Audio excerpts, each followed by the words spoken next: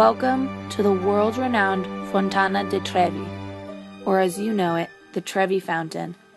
At roughly 26 meters high and 20 meters wide, it is the largest Baroque fountain in all of Rome.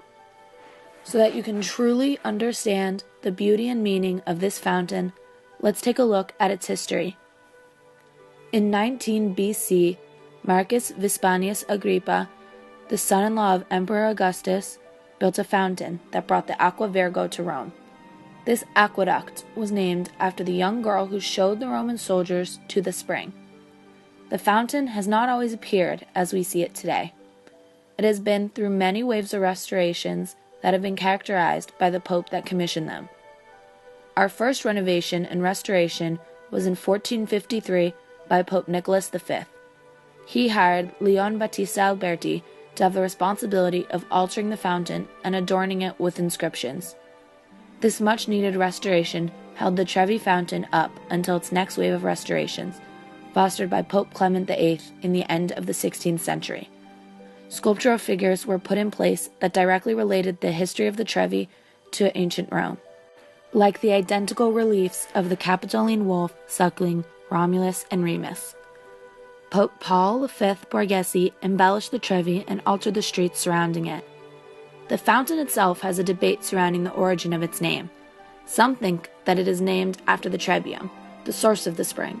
However, the most widely accepted root of the word is trivium, referring to the crossing of three streets, which the Trevi is known for.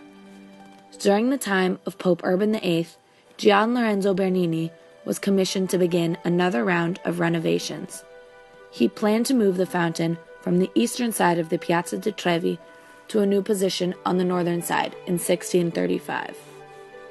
On May 15, 1640, the Pope commanded the Trevi to be embellished with a new facade, which required another antiquity to be demolished to pay for it. Though Bernini was never able to finish his designs because of Urban VIII's death, he was able to make his mark. He shifted the fountain and laid the foundations for his monumental display. Also, the Trevi was reoriented in a less restricted site and established a relationship between the fountain and its urban context. Placed within view of the Palazzo di Quirinali, the summer residence of the popes, the fountain was linked to the most visible expression of papal authority. The fountain remained unfinished for nearly a century, with no work conducted on it from 1644 until 1732. This neglect ended in 1730 when Pope Clement XII designed a competition to find an architect with a new model in mind for the forgotten fountain.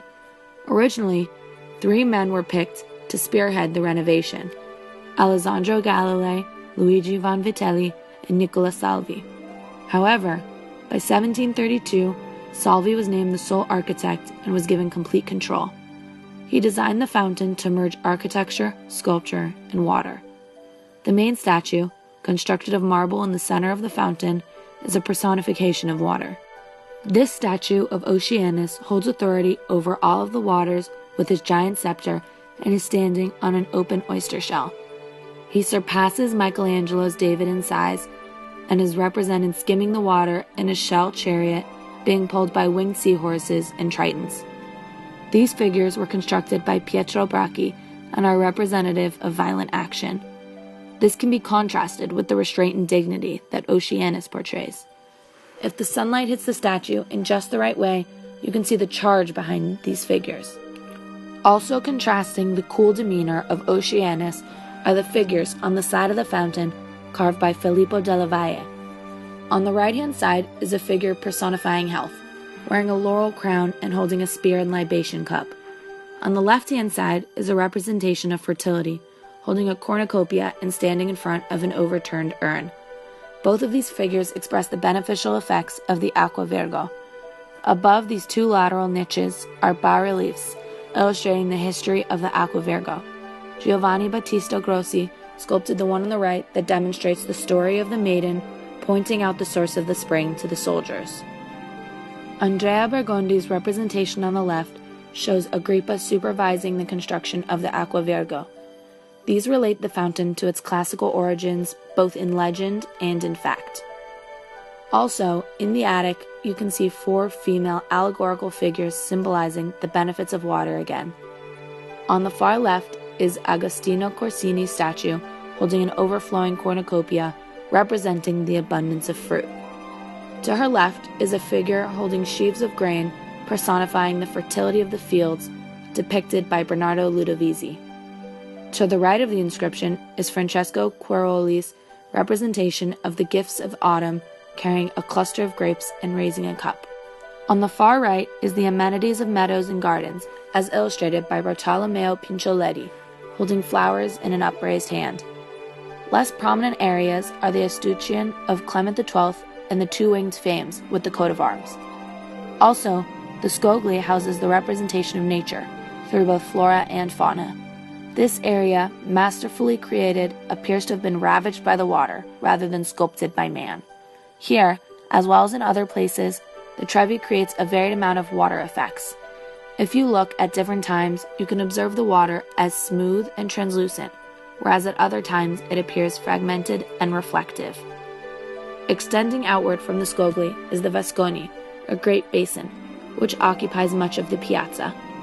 Much of what Salvi depicted represents his design's relationship to the monuments of the past, as well as to those of his own generation.